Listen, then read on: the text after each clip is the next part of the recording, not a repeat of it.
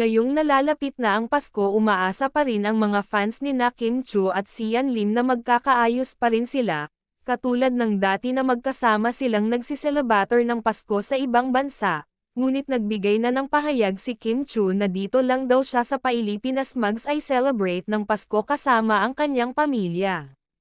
Kaya lalong nalungkot ang kanilang mga fans sa pahayag na ito ni Kim Chiu.